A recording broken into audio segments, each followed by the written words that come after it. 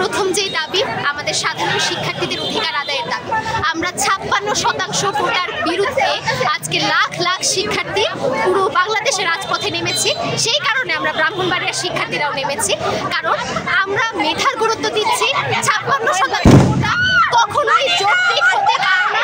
আমরা 56% কোটার বিপক্ষে, কারণ এই কোটা যদি বহাল থাকে, বাংলাদেশ থেকে যেভাবে মেধা পাচার হয়ে যাচ্ছে সেই মেধা আরো বেশি হারে পাচার হয়ে যাবে।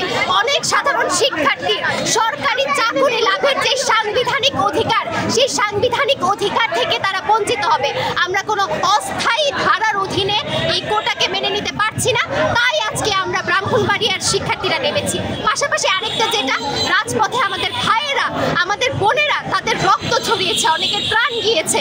আমাদের বাংলাদেশে আমরা নারী অধিকারের কথা বলি, নারীর ক্ষমতায়নের কথা বলি, কিন্তু আজকে সেই মাঠে, সেই রাজপথে আমাদের নারীরা রক্ত ছড়িয়েছে। আমরা আজকে তার প্রতিবাদ করছি। আমরা আমাদের ভাইয়ের রক্তের বিচার চাই, আমরা আমাদের বোনের রক্তের বিচার চাই। আর আজকের আন্দোলনে আমাদের আরো জোরালো অবস্থান, কারণ এইখানে আমাদের ব্যানার ছিঁড়ে দেওয়া হয়েছে এবং আমাদের মুখের উপর অন্য স্লোগান দেওয়া হয়েছে, যা আমাদের জন্য খুবই অপমানজনক ছিল। আশা করি এমন পরিস্থিতি সামনে হবে না, কারণ আমরা কোনো বামপন্থী গোষ্ঠী নই, আমরা সাধারণ শিক্ষার্থী। আমরা আমাদের ব্যানার, আমাদের স্লোগান নিয়ে মাঠে নামবো, কারণ শান্তিপূর্ণ আন্দোলন আমাদের সাংবিধানিক অধিকার।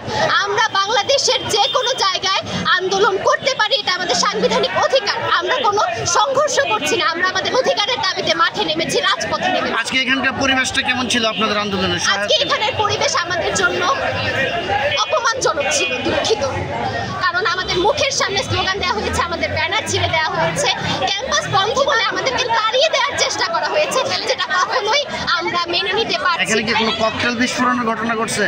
জি, আমরা আশেপাশে শুনেছি বিস্ফোরণের ঘটনা। এতে কি আপনারা এখন আতঙ্কিত কিনা?